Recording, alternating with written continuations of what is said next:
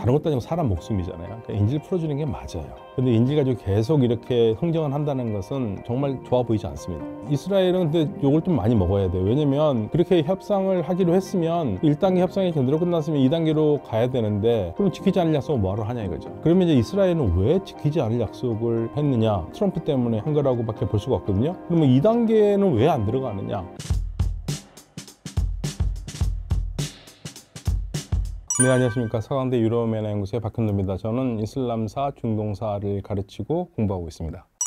이스라엘 하마스 전쟁의 휴전협정이 잘 진행되지 않는 이유는 무엇인가요? 사실 휴전협정은 잘 진행되지 않았어요. 그러니까 이스라엘은 휴전하고 싶은 마음이 별로 없었고요. 이번 기회에 하마스를 끝장내야겠다는 생각이 더 가득 찼는데, 근데 휴전협정을 할 수밖에 없었던 가장 큰 이유는 트럼프 대통령이 강력하게 요구를 했기 때문에 트럼프 대통령의 취임 선물을 주기 위해서라도 어쩔 수 없이 휴전할 수밖에 없었는데, 이 휴전안에 보면은 총 3단계로 이루어집니다. 1단계는 이제 42일, 6주간인데요. 1월 15일에 합의를 했고 1월 19일부터 발효가 돼서 하는 건데, 1단계에서는 어떤 휴전안이냐면, 일단 이스라엘 군대가 양쪽에 들어가 있거든요. 지금 들어가 있는 게 가장 중요한 곳 중에 하나가 가자 지역과 이집트가 맞붙고 있는데요. 맞닿아 있는 지역에 라파 국경 검문소가 있는데, 그쪽에 필라델피 통로라는 게 있어요. 통로는 통로인데 이제 이름이 필라델피예요. 필라델피 통로에 이스라엘 군대가 들어가 있습니다. 그리고 남쪽 가자와 북쪽 가자의 경계선 지역에 사람들이 다닐 수밖에 없는 곳에, 그래야지 이제 자유롭게 이동이 되는 건데, 거기에 그 통로가 느세림 통로라고 그러는데요. 거기에 이스라엘 군대가 들어가 있어요. 거기에 들어가 있는 경우는 왜 들어가 있냐면, 남북으로 왔다 갔다 하면서 거기에서 하마스 요원들을 색출하려고 그러는 거예요. 그리고 아래쪽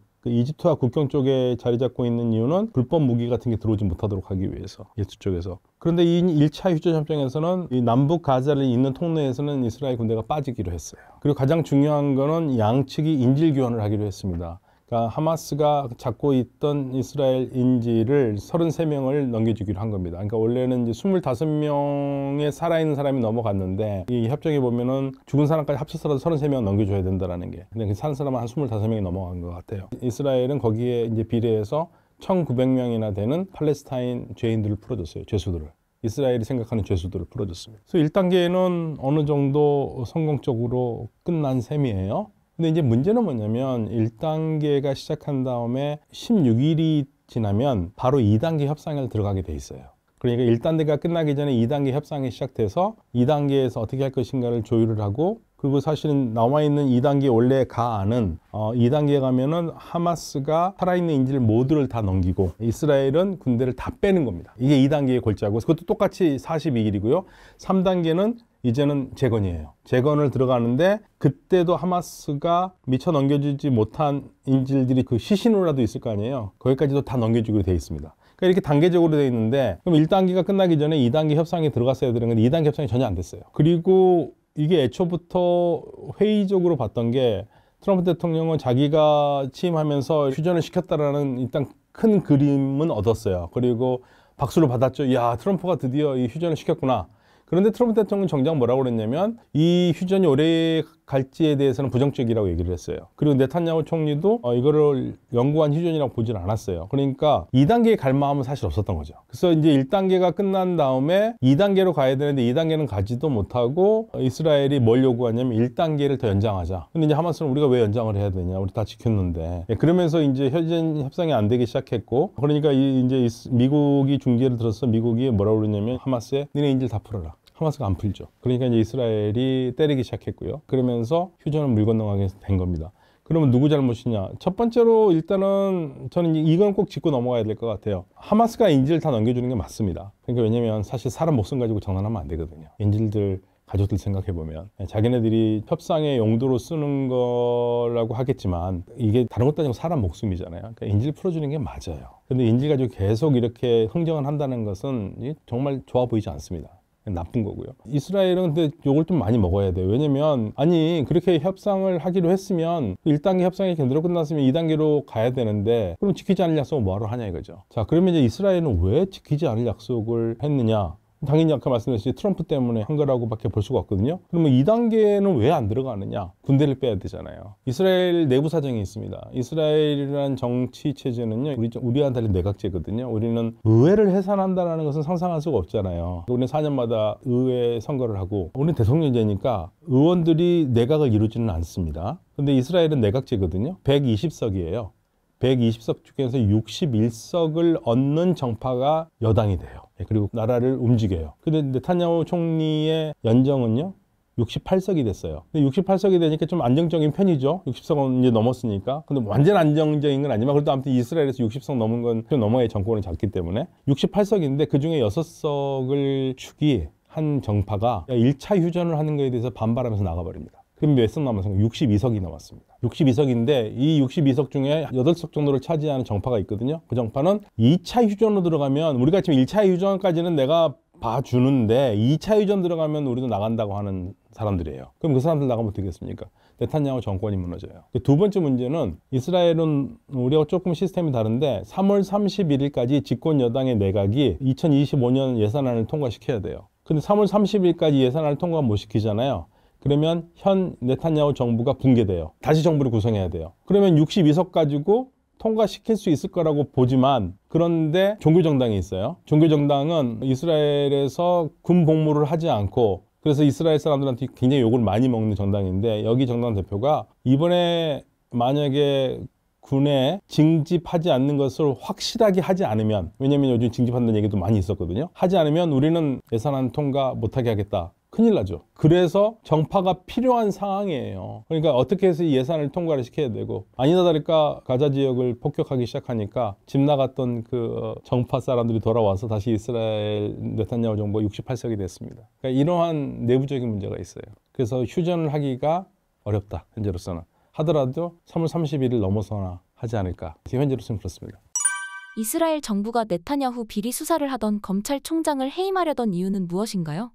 무슨 얘기냐면요, 하마스를 도와주는 나라가 카타르예요. 이 카타르는 이 하마스에 굉장히 애정을 가지고 있는 나라입니다. 이 카타르가 하마스 쪽에 돈을 많이 줬어요. 네타냐후 정부하고 많이 협의를 했죠. 도와주는 거에 대해서. 그러면 도와줘도 좋다. 그런데 하마스만 도와준 게 아니고 네타냐후 쪽에도 돈을 준 것 같아요. 그게 이제 이스라엘에는 정보기관이 3개가 있습니다. 우리가 너무 잘 알고 있는 해외 정보만 담당하는 모사드가 있고요. 군 정보를 담당하는 아만이 있고, 그 다음에 국내 정보를 담당하는 신베트가 있어요. 신베트가 이거를 조사에 착수했어요. 그래서 어떤 혐의를 찾아냈냐면, 총리 측근에서, 총리실에서 무려 카타르로부터 6,500만 달러를 받았다. 우리 돈으로 950억 원입니다. 근데 그거를 총리실 월급으로 썼다는 거예요. 말이 안 되잖아요. 그래서 이제 더 조사에 들어가려니까, 이스라엘이 건강한 나라라는 거는 뭐가 건강하냐면, 정보기관과 군기관이 정파에 흔들리지 않거든요.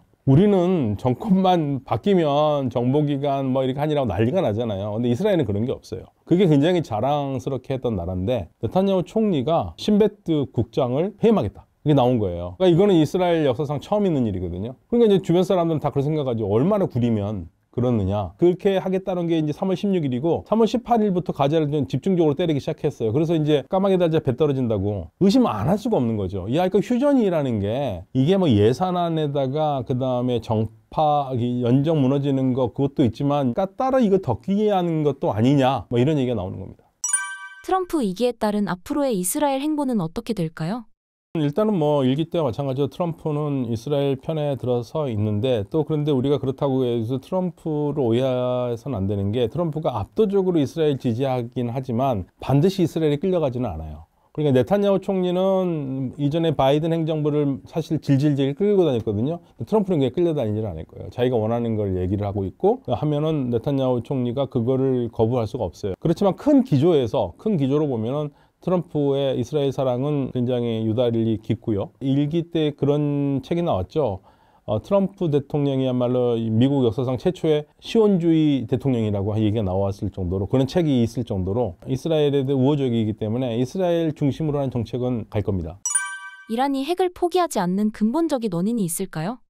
우리가 그 속을 어떻게 알겠습니까만은 그동안 얘기한 얘기를 종합해 보면 이란의 공식적인 입장은 항상 이겁니다. 우리는 핵 개발을 하는데 평화적인 핵 개발이고 우리는 무기는 만들지 않는다. 그러니까 핵이라는 게 사람들이 무기만 만든다고 생각하는데 우리는 무기를 만드는 게 아니라 우리는 핵 발전을 하는데 전기 발전을 하고 유용하고 평화롭게 핵을 발전하겠다. 그건 우리 주권 국가의 권리다. 핵 발전은. 그러나 우리는 무기는 만들지 않는다. 그러니까 딴지 걸지 마라. 이게 이란의 입장이에요. 그런데 주변 국가들은 말 같은 소리를 해서 전력을 한다는데 왜 중수로가 왜 필요하고 왜 전력과 상관없이 무기와 관계된 핵 발전을 왜 하느냐. 이게 이제 주변 국가가 가지고 있는 의심이죠. 그리고 IAEA는 이란이 뭐 핵 개발을 하지 않는다, 무기는 안 한다고 하지만 지금 현재 이란이 우라늄 농축하는 게 60%까지 했고 60%까지 한다는 얘기는 무기급인 90% 가는 건 시간 문제고 실질적으로 90% 이상 할 수 있는 능력을 가지고 있다고 보는 거죠. 근데 지금 현재 60%까지 농축한 양을 보면 핵포탄 6개를 만들 수 있는 능력이 있다 이거예요. 그 얘기까지 IAEA에서 해버렸어요 이번에. 안 그래도 이란의 핵시설에 대해서 뭐 이스라엘 비롯해서 미국 좀 많은 나라들이 이란은 반드시 핵을 만들 거라고 생각하고 있기 때문에 거기에 대해서 지금 제어를 하고 싶어 하는 거죠. 이란이 현 상황을 극복하려면 어떻게 해야 할까요? 뭐 대화밖에 없죠. 현재로서는. 전쟁 아니면 대화죠. 근데 미국은 트럼프 대통령이 최근에 친서를 보냈어요. 이란의 카메네이 최고 지도자에게 편지를 보냈는데 그 편지 내용에 대해서는 의견이 엇갈립니다. 이게 협박성이다 아니면 이거는 대화를 끌어내기 위해서 온건하게 얘기했다. 뭐 양쪽이 다 엇갈리는데 지금 뭐 나오는 얘기는 오히려 최후 통첩이 아니냐는 얘기 나올 정도인데 내용은 그거예요. 2달 안에 핵 협상 끝내자. 근데 그걸 모르겠어요. 지금 정확한 편지 내용은 모르겠는데 2달이라는 게 자 그러면 우리 핵 협상합시다. 둘이 협의를 한 다음에 그때부터 해서 2달인지 아니면 편지를 보낸 시점에서도 2달인지는 몰라요. 그러나 트럼프 대통령은 말 그대로 오픈엔디드 니고시에이션을 안 하겠다. 즉 기한을 정해놓지 않고 그런 협상은 안 한다. 짧게 농축적으로 2달 안에 끝내겠다. 이 얘기를 하고 있고요.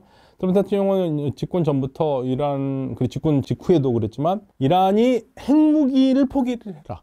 그러면 우리 파티할 수 있다 이거거든요. 근데 이제 여기서 또 하나 문제가 있습니다. 미국이 말하는 핵 포기가 이란의 다른 능력은 핵을 평화적으로 다르게 쓰는 거는 봐주되 핵무기로 만드는 것만을 문제로 삼느냐 아니면 핵과 관계된 모든 활동을 다 얘기하느냐 여기에 대해서 의견이 엇갈려요. 미국 내에서도 지금 얘기하는 게 2가지가 달라요. 근데 이란은 뭐라고 얘기하냐면 만약에 미국이 우리하고 협상하는 내용이 핵을 무기로 만드는 것에 대한 걱정 때문에 하는 협상이라면 하겠다. 그런데 그걸 포함해서 핵과 관련된 모든 활동에 대한 것을 다 문제 삼아서 우리하고 대화를 하겠다면 하지 않겠다는 거예요. 핵을 무기 전용하는 거에 대해서만 협상하겠다는 겁니다. 그리고 이란은 또 다른 공식적인 입장은 대화를 하려고 그러면 일단 우리에게 지금 가하고 있는 미국의 강력한 최고 압박 정책인 경제 제재를 풀어라. 쉽게 말하면 이런 거죠. 야, 너 나한테 지금 온갖 협박을 다 해놓고 뭐 경제 다 제재 걸어놓고 우리한테 나오라고 그러면 내가 나갈 수 있겠니? 내 체면을 봐서라도 내가 그렇게 자존심 없이 나갈 수 있겠냐? 우리 자존심 살릴 수 있도록 일단 풀어. 그럼 대화 나가겠다 이거죠. 사실은 미국이 대화를 원한다면 잠시라도 풀어주는 건 괜찮아요. 상대방 길을 살려줘야 되죠. 제가 우리 PD님하고 싸움이 나서 대화를 하려고 그러는데 일방적으로 내가 욕을 하면서 대화 나와라 하는 것과 커피도 사주고 뭐 커피 한 잔 마셔봐라 뭐 선물도 주고 그렇게 대화는 다르잖아요. 그러니까 이란을 끌어내야 되는데 미국이 지금 그걸 못하죠. 트럼프가 후티 반군의 공습을 개시한 배경과 상황은 무엇인가요? 자, 이 후티 반군을 어떻게 봐야 될 것이냐. 후티 반군은요, 이 중동의 돌쇠예요. 돌쇠라는 거는 제가 좀 말을 순화시킨 거고, 우리가 어떻게 했냐면, 후티 반군은 굉장히 순진, 단순, 무식합니다. 그러니까 한 번 꽂히면 그것만 해요. 그러니까 이 사람들은 약속 잘 지켜요. 그러니까 이스라엘이 공격을 하는데 공격할 조건이 뭐냐면 이스라엘이 가자 공격을 하는 날 우리도 이스라엘 공격하겠다는 거거든요. 그리고 이스라엘과 관계된 모든 선박들을 공격하겠다. 휴전하면 안 하겠다고 그랬거든요. 휴전하니까 안 했습니다. 근데 다시 공격 시작되니까 또 후스가 또 날리기 시작한 거예요. 그런데 그거와 이전에 어떤 일이 있었냐면 3월 4일에 후티 반군이 뭐라고 그러냐면 우리가 세계에서 가장 비싼 미국의 정찰 드론 MQ-9 리퍼를 격추했다. 현지 시간으로 3월 4일입니다. 그래서 미국이 거기에 너무나 속된 말로 뚜껑이 열려서 지금 공격을 한다라는 가설이 하나 있습니다. 이번 기회에 미국은 후티 반군을 정리하겠다고 그래요. 그래서 사실은 트럼프 대통령이 뭐라고 그랬냐면 영어 표현을 좀 annihilate라고 그랬어요. annihilate니까 완전히 없애버리겠다. 없앨 수 있을지 모르겠습니다만 아무튼 트럼프 대통령은 완전히 annihilate 한다고 그랬거든요. 그러면서 하는 말이 후티 반군을 누가 지원하느냐? 이란이 지원하고 이란이 다 통제하지 않느냐. 그러니까 후티 반군이 만약에 우리가 공격을 하는데 미국에 대해서 반격을 한다? 그러면 그 반격은 후티 반군이 반격하는 게 아니라 이란 니네들이 미국을 공격하는 걸로 간주하겠다고 얘기를 했어요. 그러니까 쉽게 말하면 이란의 후티 반군 지원을 완전히 끝내버리려고 그러는 거죠. 그러니까 이제 이란도 황당하죠. 야, 우리는 후티 반군을 지원하지 않아. 그렇게 얘기를 하고 있고요. 그리고 통제도 못해 우리가. 그런데 이제 밖에 국가들 뭐 미국이라 이스라엘, 영국은 아니 뭔 소리 니네들이 무기 보내잖아. 니네 무기 보낸 거 우리가 다 적발했거든. 그렇게 하고 있는 겁니다. 그러니까 지금 사실 후티 반군에 대한 공격은 간접적으로 이란에 대한 압박이에요. 더군다나 지금 미국이 해리스 트루먼 항공모함이 들어갔고요. 한 대만 들어간 게 아니고요. 우리하고 지금 부산에서 훈련이 끝난 칼 빈슨 모함 있잖아요. 항공모함. 그것도 지금 중동으로 움직이고 있어요. 2대를 투입하려고 그래요. 그러면 이건 보통 문제는 아니죠. 이 2대가 투입한 건 언제가 마지막이었냐면 지난번에 2023년 10월 7일에 하마스가 이스라엘을 공격할 때 그때 이스라엘을 엄호하기 위해서 미국이 항공모함 2대를 보낸 적이 있거든요. 그때 이후 지금 처음입니다. 최근 미국 러시아 관계가 이란에게 어떤 영향을 미칠까요? 이란이 지금 머리 아파요. 이거 진짜 제가 하고 싶었던 얘기인데 많은 사람들이 러시아하고 이란이 굉장히 친하다고 생각해요. 근데 저는 러시아하고 이란의 관계는요 지금 어쩔 수 없이 묶여진 관계예요. 이란은요 역사적으로 보면 러시아한테 좋은 기억이 별로 없어요. 이란이라는 나라가 역사 속에서. 그전에는 소련 이전의 러시아는요 영국과 손을 잡고 이란을 반으로 토막내서 가지려고 했던 나라입니다. 1907년에 영국과 러시아가 약속을 맺어가지고 이란을 남북으로 나눠서 서로 영향권을 확보하려고 그랬었어요. 근데 그게 결국 못했던 거는 이란이 강해서 간 게 아니고 볼셰비키 혁명 나면서 복잡해지면서 못했고요. 그리고 그 이후에도 이란이 사실은 그 전부터 중앙아시아 쪽에 많은 지역들을 러시아에게 다 뺏겼어요. 그러니까 이란이 러시아를 좋아할 리가 없어요. 역사적으로 보면은요. 항상 긴장 관계였습니다. 그런데 이 두 나라가 밀접하게 관계를 맺기 시작한 것은 실질적으로 시리아 내전을 하면서부터거든요. 시리아 내전에서 시리아 정부군을 돕기 위해서 이란과 러시아가 같이 들어갔고 그리고 결정적으로 이란이 러시아 쪽으로 붙게 된 것은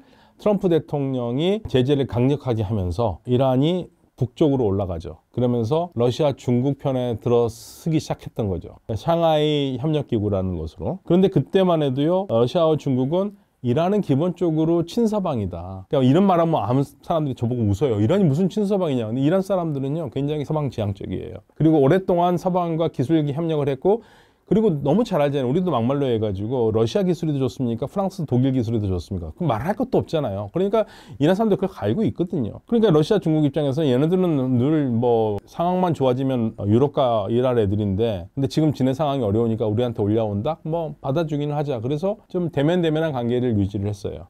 근데 이란은 이스라엘과 항상 경쟁 관계에서 가장 이란에 부족한 게 뭐냐면 새 전투기가 하나도 없죠. 이란에게 어느 나라도 전투기를 팔질 않아요. 그러니까 이란이 지금 움직이고 있는 전투기는 옛날 미제 전투기고 오래된 전투기밖에 없어요. 그러니까 그 이란의 대통령이 헬기 사고가 난 것도 그런 이유입니다. 그 다음에 미사일은 많지만 대공 방어망이 없어요. 그러니까 대공 방어망이 없다라는 얘기는 내가 때릴 수는 있지만 맞는 거를 막을 수가 없어요. 그걸 어디서 갖고 싶었냐면 러시아한테 갖고 싶은 거죠. 러시아하고 군사관계를 맺기 시작합니다. 러시아한테 계속적으로 4.5세대 전투기를 달라, 그 다음에 S-300, S-400을 달라고 계속 했는데 러시아가 계속 민기적 거리거든요. 왜냐하면 러시아는 이스라엘과 사이가 나쁘지 않거든요. 그러니까 러시아 상황에서는요, 이스라엘과의 관계를 나쁘게 하지도 않아야 되는데 이란과 너무 사이가 좋아지면 안 되잖아요. 그러니까 양쪽을 잘 컨트롤하고 있었거든요. 근데 러시아 우크라이나 전쟁이 나면서 러시아가 굉장히 필요한 게 드론이 필요했던 거고 그걸 이란이 드론을 준 거죠. 근데 이란이 그냥 줬겠습니까? 전투기와 방어망을 막기 위해서 준 겁니다. 그래서 실질적으로 러시아가 큰 결정을 해가지고 SU-35를 주기로 했어요. 4.5세대입니다. 4.5세대 전투기고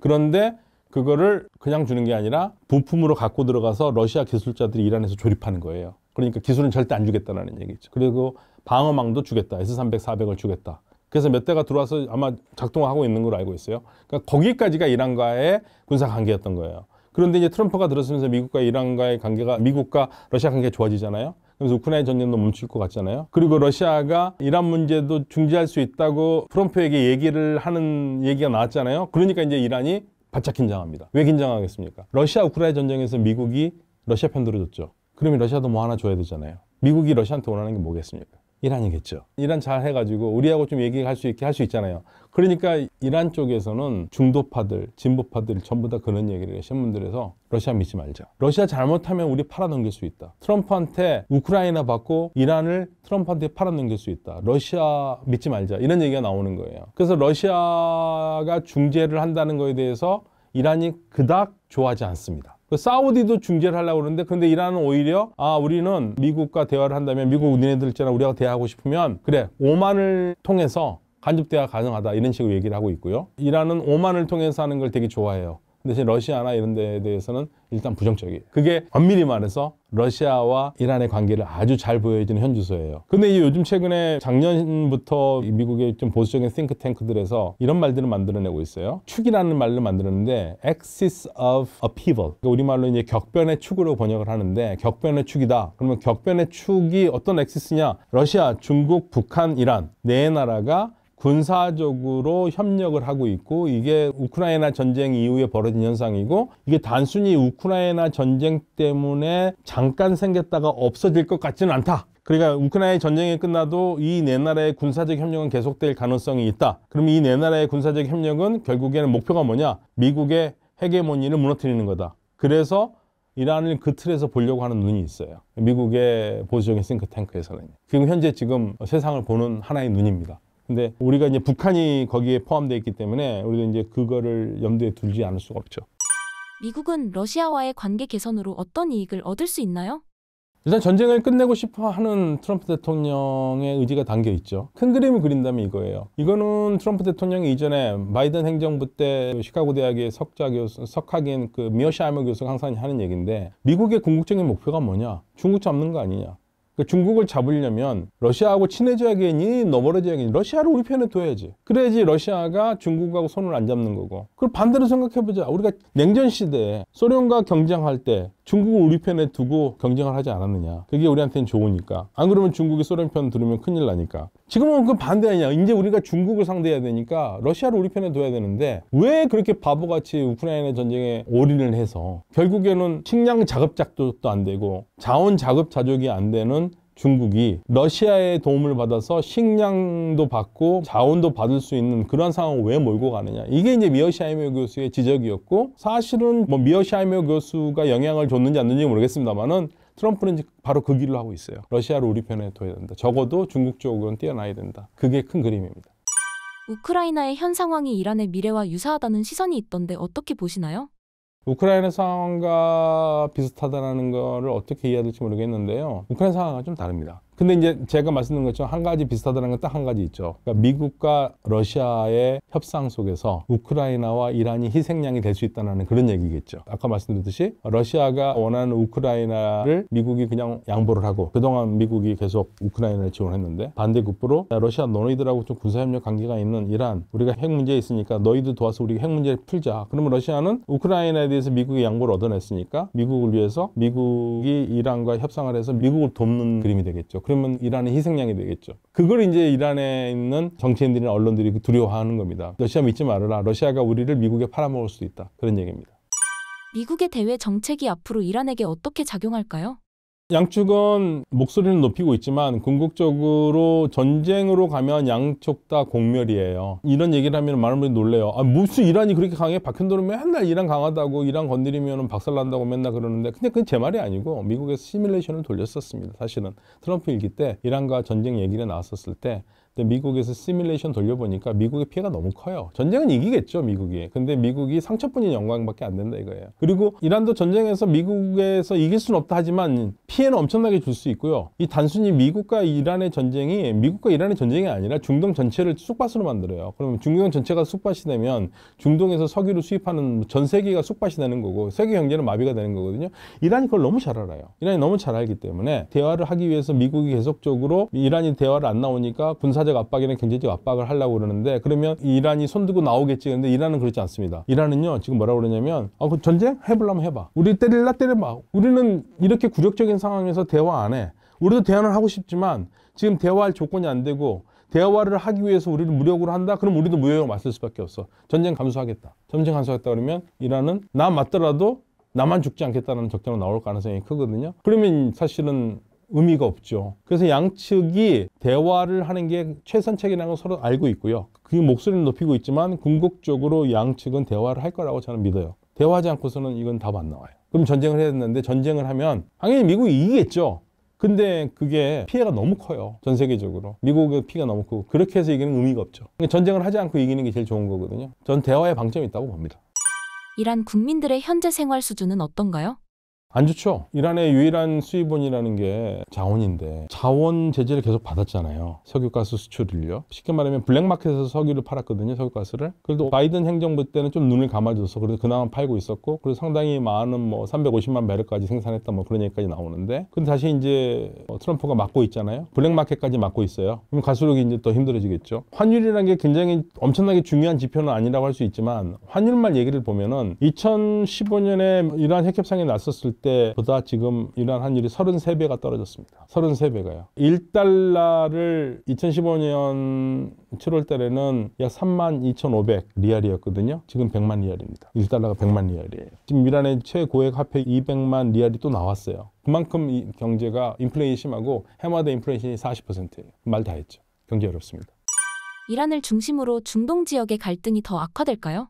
지금 트럼프 1기 때와는 달리 아랍 국가들이 혼란을 원하지 않아요. 트럼프 1기 때는 트럼프와 한 축을 이루면서 이란을 압박을 했는데 그게 의미가 없고 경제 발전에 좋지 않다는 것을 알고 있기 때문에 지금 트럼프 2기 때 아랍 국가들은 미국의 이란 압박 정책에 동조하지 않아요. 그래서 저는 가장 좋은 그림은 아랍 국가들도 이란과 투자를 하면서 공생할 수 있는 길을 찾을 것이라고 봅니다. 근데 그 열쇠를 미국이 가지고 있어요. 그래서 핵협상을 성공시키고 제재를 풀고 그다음에 아랍 국가들이 이란과 경제협력을 할 수 있도록 길이 열리면 중동엔 평화가 오겠죠. 그래서 이란과 미국의 회담이 그래서 중요합니다.